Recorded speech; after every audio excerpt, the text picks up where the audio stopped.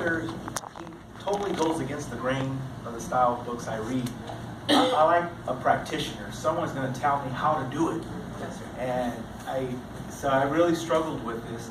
But in chapter 7, there are 3 basic things that jumped out at me that I can hone in and say, you know what, that's something that I need to practice in my life.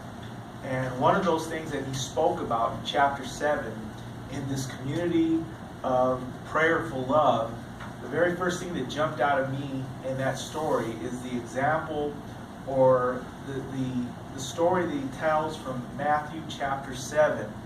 And I was very intrigued how he brought it home, that story that we've heard. We live in a society and a culture that is so quick to the draw to say, hey, don't you judge me. And that is, in part, there's a lot of biblical background to where people get that. And a lot of that comes based on Matthew chapter 7, where Jesus talked about, if you see your brother with a speck in his eye, before you want to go and have the courtesy to remove that speck from his eye, make sure you remove the beam that's in your eye. Bam!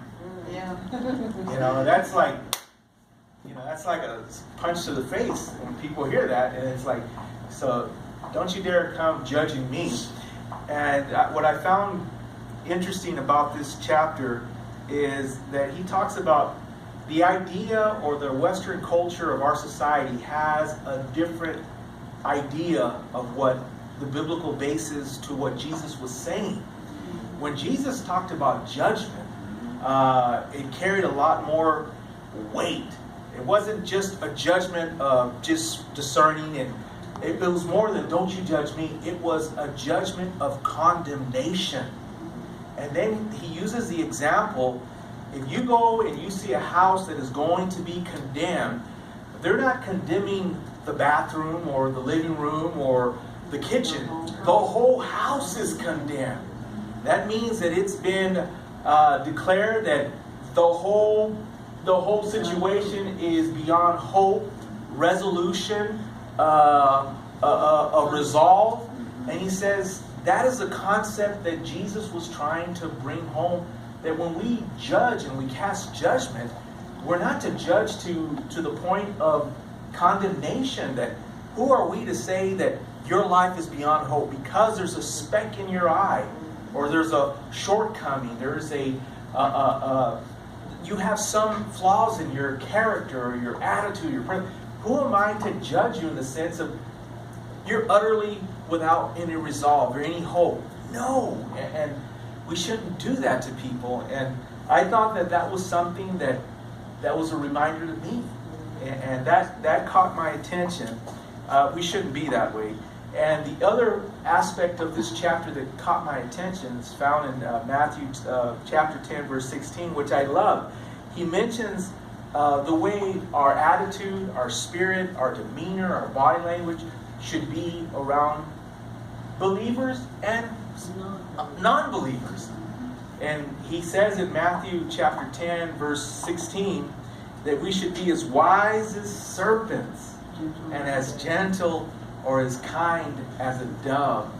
And I love the example because a serpent, an adder, most snakes by nature, they do something, they're very efficient. They don't waste energy. You will never see a serpent chasing a rabbit or chasing its prey. It conserves its energy, and it waits for the opportunity to present itself, and it strikes. Efficient. And he says, as Christians, we've got to be wise in that sense.